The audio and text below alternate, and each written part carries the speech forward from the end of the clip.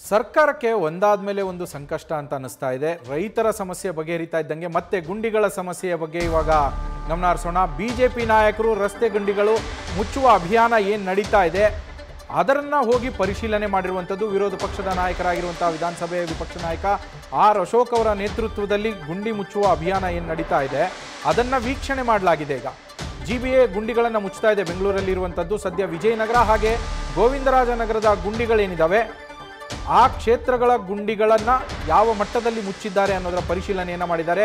ವಿಪಕ್ಷ ನಾಯಕ ಆರ್ ಅಶೋಕ್ ನೇತೃತ್ವದಲ್ಲಿ ಶಾಸಕರಾದಂತಹ ಡಾಕ್ಟರ್ ಅಶ್ವಥ್ ನಾರಾಯಣ್, ಎಸ್ ಸುರೇಶ್ ಕುಮಾರ್ ಹಾಗೆ ಮುನಿರತ್ನ ಕೂಡ ಆರ್ ಅಶೋಕ್ ಅವರಿಗೆ ಸಾಥನ್ನು ನೀಡಿದರು. ಈ ವೇಳೆ ಸರ್ಕಾರದ ವಿರುದ್ಧ ವಿಪಕ್ಷ ನಾಯಕ ಆರ್ ಅಶೋಕ್ ವಾಗ್ದಾಳಿಯನ್ನು ನಡೆಸಿದ್ದಾರೆ, ಕಿಡಿಕಾರಿದ್ದಾರೆ. ಡಿಕೆಶಿ ಅವರು ಒಂದು ಹೆಜ್ಜೆ ಮುಂದೆ ಹೋಗಿ ಬಿಜೆಪಿ ಕೊಡುಗೆ ಬಗ್ಗೆ ಕೇಳಿದ್ದಾರೆ. ನಾನು ಬಿಜೆಪಿ ಕಾಲದಲ್ಲಿನ ಶ್ವೇತಪತ್ರವನ್ನು ಬಿಡುಗಡೆ ಮಾಡ್ತೇನೆ. ಶ್ವೇತಪತ್ರದಲ್ಲಿ ಕಾಂಗ್ರೆಸ್ ಸರ್ಕಾರದ ಕೊಡುಗೆ ಏನು, ಬಿಜೆಪಿ ಕೊಡುಗೆ ಏನು ಅಂತ ತಿಳಿಸ್ತೀವಿ. ಜನರ ಪಾಲಿಗೆ ರಾಜ್ಯ ಕಾಂಗ್ರೆಸ್ ಸತ್ತು ಹೋಗಿದೆ ಅಂತ ಆರ್ ಅಶೋಕ್ ಅವರು ವಾಗ್ದಾಳಿಯನ್ನು ನಡೆಸಿರುವಂಥದ್ದು ದೃಶ್ಯಗಳಲ್ಲಿ ಗಮನಿಸ್ತಾ ಇದ್ದೀರಾ. ಬೆಂಗಳೂರಲ್ಲಿ ಗುಂಡಿ ಮುಚ್ಚುವಂತಹ ಪ್ರಕ್ರಿಯೆಗಳು ಏನು ನಡೀತಾ ಇದೆ, ಹಾಗೆ ಕಸದ ಸಮಸ್ಯೆ ಏನು ಎದುರಾಗಿದೆ, ಇದೆಲ್ಲವನ್ನ ಬಿಜೆಪಿ ನಾಯಕರು ಹೋಗಿ ಪರಿಶೀಲಿಸಿರುವಂಥದ್ದು. ಗೋವಿಂದರಾಜನಗರ ಹಾಗೆ ವಿಜಯನಗರ ಕ್ಷೇತ್ರ ವ್ಯಾಪ್ತಿಯಲ್ಲಿ ಪರಿಶೀಲನೆಯನ್ನು ಮಾಡಿದ್ದಾರೆ. ಶಾಸಕರು ಕೂಡ ವಿಪಕ್ಷ ನಾಯಕ ಆರ್ ಅಶೋಕ್ ಅವರ ಜೊತೆಯಲ್ಲಿ ಹೋಗಿ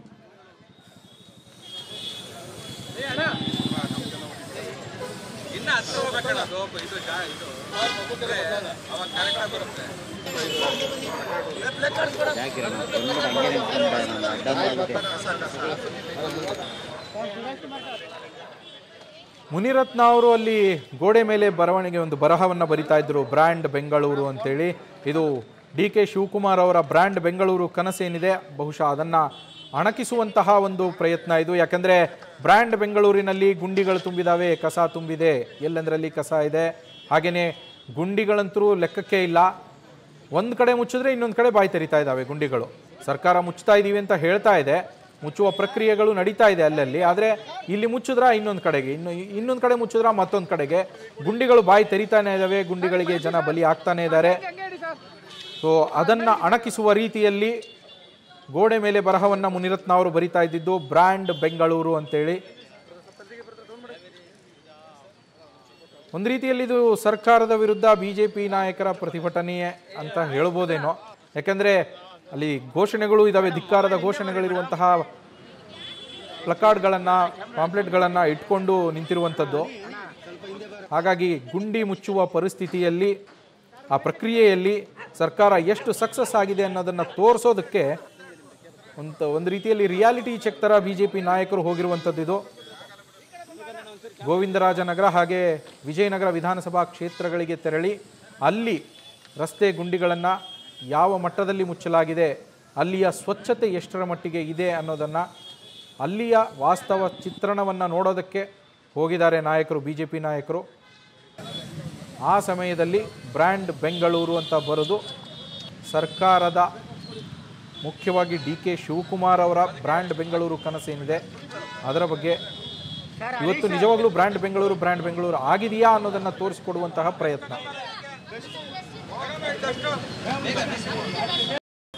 ಈ ಗುಂಡಿ ಬಿದ್ದ ಸರ್ಕಾರ, ಗುಂಡಿಗಳ ಸರ್ಕಾರ ಒಂದು ರೀತಿ ಕರ್ನಾಟಕದ ಜನತೆಗೆ, ಬೆಂಗಳೂರು ಜನತೆಗೆ ಒಂದು ರೀತಿ ಶಾಪ ಆಗಿದೆ. ಇವ್ರ ಹತ್ರ ಹಣ ಇಲ್ಲ, ಗುಂಡಿ ಮುಚ್ಚಕ್ಕೂ ಹಣ ಇಲ್ಲ. ಕೇಳಿದ್ರೆ ಬಿಜೆಪಿ ಹಿಂದೆ ಸರ್ಕಾರ ಇದ್ದಾಗ ಅವರೇನು ಮಾಡಿದ್ರು ಅಂತ ಹೇಳಿದ್ದಾರೆ. ಡಿ ಕೆ ಶಿವಕುಮಾರ್ ಒಂದು ಹೆಜ್ಜೆ ಮುಂದೆ ಹೋಗಿ ಬಿಜೆಪಿಯವರು ಸರ್ಕಾರ ಇದ್ದಾಗ, ಹಿಂದೆ 4 ವರ್ಷ ಸರ್ಕಾರ ಇದ್ದಾಗ ಏನು ಮಾಡಿದ್ದಾರೆ ಅಂತ ಕೇಳಿದ್ದಾರೆ. ನಾವು ಅದಕ್ಕೂ ಒಂದು ಶ್ವೇತಪತ್ರ ಬಿಡುಗಡೆಯನ್ನು ಮಾಡ್ತೀವಿ. ನಾವು ಬೆಂಗಳೂರಿಗೆ ಬಿಜೆಪಿ ಕೊಡುಗೆ ಏನು, ಕಾಂಗ್ರೆಸ್ಸಿನ ಕೊಡುಗೆ ಏನು ಅನ್ನೋದ್ರ ಬಗ್ಗೆನೂ ನಾನು ಮುಂದಿನ ದಿನಗಳಲ್ಲಿ ಅದನ್ನು ಕೂಡ ಶ್ವೇತಪತ್ರವನ್ನು ಬಿಡುಗಡೆ ಮಾಡ್ತೀನಿ. ಇವತ್ತು ನಾವು 2ನೇ ಹಂತದಲ್ಲಿ ಬೆಂಗಳೂರಲ್ಲಿ ಪ್ರತಿಭಟನೆಯನ್ನು ಶುರು ಮಾಡಿದಿರಿ. ಮುಖ್ಯಮಂತ್ರಿಗಳು ಕೇಳಿದರು, 1 ವಾರ ಗಡುವು ಕೊಡಿ, 1 ವಾರ ಗಡುವು ಆದಮೇಲೆ ನಾನು ಎಲ್ಲ ಗುಂಡಿಗಳನ್ನು ಮುಚ್ಚುತ್ತೀನಿ ಅಂತ ಹೇಳಿದರು. ಈಗ 1 ವಾರ ಗಡುವಾದ ಮೇಲೆ ಹೋಗಿ ಡಿ ಕೆ ಶಿವಕುಮಾರ್ ಕೇಳಿ ಅಂತ ಹೇಳ್ತಾ ಇದ್ದಾರೆ. ಇದು ಯಾವ ನ್ಯಾಯ? ಒಬ್ಬ ಮುಖ್ಯಮಂತ್ರಿ, ರಾಜ್ಯದ ಮುಖ್ಯಮಂತ್ರಿ, ಅವ್ರಿಗೆ ಇಡೀ ರಾಜ್ಯದ ಎಲ್ಲ ಮಂತ್ರಿಗಳ ಮೇಲೇನೂ ಕಂಟ್ರೋಲ್ ಇರಬೇಕು. ಅದು ಬಿಟ್ಟು ಇವತ್ತು ರಾಜ್ಯದ ಮುಖ್ಯಮಂತ್ರಿ ನನಗೇನು ಗೊತ್ತಿಲ್ಲ ಬೆಂಗಳೂರು ಗುಂಡಿಗಳ ಬಗ್ಗೆ, ಡಿ ಕೆ ಶಿವಕುಮಾರ್ ಕೇಳಿ ಅಂತ ಹೇಳಿದ್ರೆ, ಇದು ಈ ಸರ್ಕಾರ ನಾಲಾಯಕ್ ಸರ್ಕಾರ, ಜವಾಬ್ದಾರಿ ಇಲ್ಲದೆ ಮಾತಾಡ್ತಾ ಇದ್ದಾರೆ. ಈ ಜವಾಬ್ದಾರಿ ಇಲ್ಲದೆ ಮಾತಾಡಿರೋಂಥ ಸರ್ಕಾರ ನಿಜಕ್ಕೂ ಜನರ ಪಾಲಿಗೆ ಒಂದು ರೀತಿ ಸತ್ತೋಗಿದೆ. ಎರಡನೇದು ಗಾರ್ಬೇಜ್. ಇವತ್ತು ರಸ್ತೆಗಳಲ್ಲಿ ಗಾರ್ಬೇಜ್ ಬಂದಿದೆ.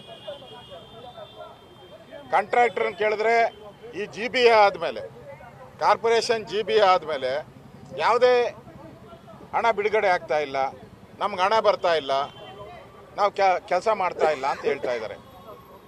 ಇಲ್ಲಿ ಕಸ ತೆಗಿತಾ ಇಲ್ಲ, ಕಸದ ರಾಶಿ ಬಿದ್ದಿದೆ. ಜನರ ಹತ್ರ ತೆರಿಗೆ ಮಾತ್ರ ವಸೂಲಿ ಮಾಡ್ತಾ ಇದ್ದಾರೆ. ನೋಡಿ,